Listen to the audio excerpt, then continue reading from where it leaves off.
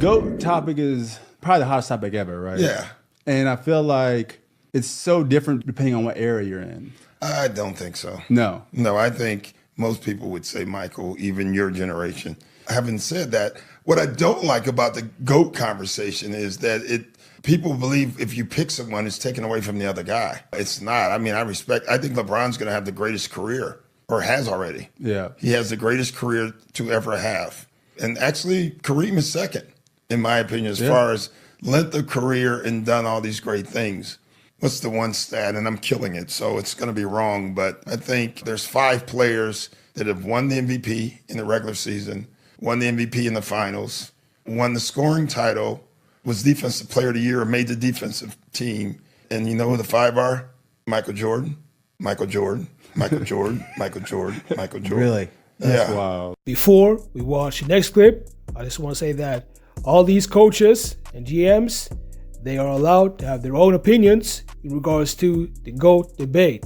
So, let's get back to the clip. The reality of Kobe versus Michael Jordan in practice at the Olympics. Is there a discrepancy? Like, is there similarities that they sort of attacked when they came in, that practice was a game to them?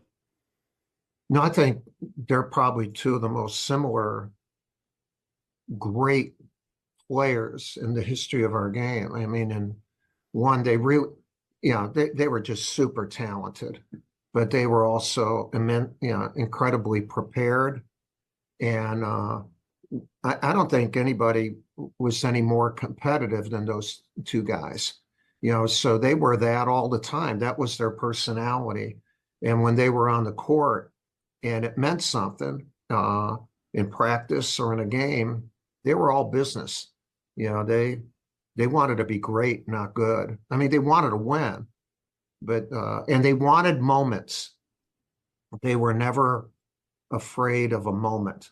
They craved moments. I knew that more about Kobe because he was on 2 of our teams and I was the head coach. And if it was a tough moment, he smiled. He, like, all right, this is what I prepared for. That other stuff was pretty easy, but this is who makes me. And he came through all the time. Here's what I can say about this debate. MJ will always be the greatest of all time. LeBron James is not even close to reach his level. I really like Michael Jordan, and he and I are friendly. Mm-hmm. And he never changes. This guy has done more spectacular things than any basketball player I've ever seen. And the thing that people don't realize is some of the stuff he could do. He was the best defensive player in the league. Yeah. He was yes, playing. absolutely. He was the best offensive player. Right. And his athleticism. There's one play that particular that's really interesting to me. They were playing against the New York Knicks. He caught the ball on the baseline, and he started this way, and he turned around, and he dunks it over in such a little short area. I mean, this area, he was only jumping this way. Some guys need a little bit more room. Right. Yeah. He dunked this ball over him. I said, oh, my God. Yeah. Mm-hmm. This guy had an extra gear. Right. Oh, my God. I just, he's the most skilled player I've ever. This is our topic. Even though MJ has retired, people are still debating whether LeBron James or MJ is the greatest of all time. Let's get back to the clip. Mike was the trailblazer in the term of the type of modern basketball we see. The way he was built, his athleticism, his a multifaceted game, the way he could shoot, the way he could play, make, defend. He kind of was a guy turning the page forward to, beyond the Magic and Bird era. But can you compare LeBron to Michael Jordan, given that they played in different eras? Oh, my goodness, yes. I look at the totality of his work, and, I think when you put the greatest of all time right at the top of the list, Michael Jordan combined some elements that I haven't seen in a basketball player. But I think the thing that stands out to me, and I've always probably felt that the players who I like the best are well-rounded players. Now, if they score the ball and they don't do anything else, I'm probably not going to be as big a fan of those kind of players as players who play an all-around game. The totality of his game is enormous. People, because Michael had that swagger, he had that killer look in his face, someone who I greatly admire. LeBron James, in his own right, you could put him up there adjacent to him. And everyone thought, well, look how many rings Michael won. I think that's the craziest way to try to compare a player that you can possibly have. I'll take two players that in this league, Karl Malone and John Stockton, two great players, and they did it on both ends of the court. They never won a championship. Why couldn't people like that be included in there? They just didn't have enough people around them to make them win.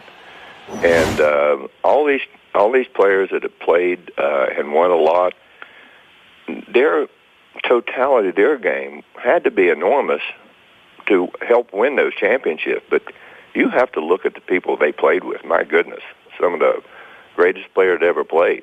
And I just think it's unfair to try to compare players who, LeBron James, 7 straight finals, okay? Yeah. And in Miami, he had some really great players. He and Dwayne Wade. And Chris Bosh is really a good player.